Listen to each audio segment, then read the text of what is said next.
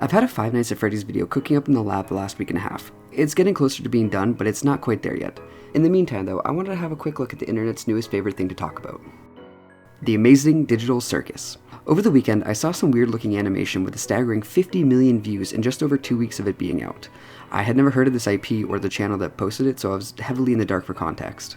After digging around a while, I learned that the animation creator goes by the name Gooseworks, who had also previously worked on music for Has Been Hotel, and has also partnered with Glitch Productions for this current show. The teaser trailer for the Amazing Digital Circus released 9 months ago and had clearly garnered quite a bit of hype, which led to the show being spread through word of mouth. If you had been living under a rock for the last couple of weeks, I'll give you a basic rundown of the show. We are introduced to our colorful cast of Saturday morning cartoon-looking rejects. The cast includes the bundle of anxiety and main character Pomni, the carefree and sarcastic Jax, the sweet and motherly Ragatha, the even more miserable and self-conscious Gangle, the oldest and most paranoid member Kinger, the apathetic and short-tempered Zubul, and the lovable and definitely normal Kaufmo. We also have the ringleader of this whole circus, Kane, along with his chaotic sidekick Bubble, who kinda looks familiar. At the time of recording, the show only has its pilot out, so some things are still open to be changed, but the fact that there's already merch for characters, it feels like things won't be changed much if at all. The plot revolves around our cast of Pomni, Jax, Ragatha, Gangle, Kinger, and Zubul, who have all been trapped in the Amazing Digital Circus with many of their memories gone. Some members have also been here for so long that they give up on ever escaping, and let's just say that doesn't really turn out well for anyone.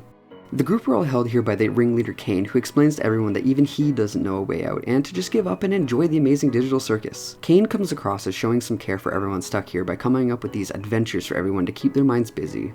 But something about that face makes it hard for me to trust him. I'm not sure why though.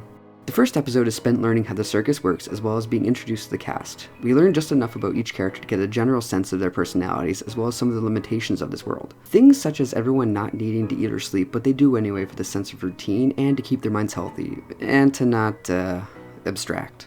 We see glimpses of escape when Pomni sees an exit door and begins to run through a backrooms lookalike area before hitting the void and having Kane come to her rescue. The show leans heavily on comedy while having a slight horror undertone to it, which is all of the ingredients for an internet indie horror show to blow up the way that this one has. I'm not going to spoil too much, as I really do think if anything I have said so far has interested you, then you really should go check it out. The pilot is only 25 minutes and come on, let's be honest, you've got nothing to lose. Let's talk about the fandom quickly. Every fandom has its good and bad side to it, especially the latter when something blows up as fast as this has. There's always a darker side to the community, which makes the rest look bad, but I don't really want to get into the already many controversies that have been very well documented so far by other people.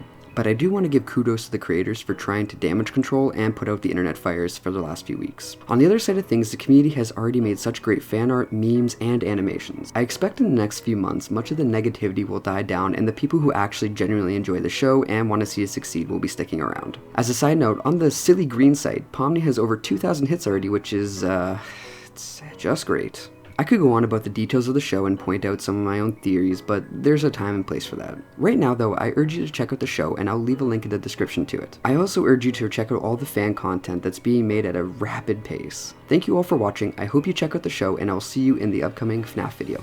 Peace.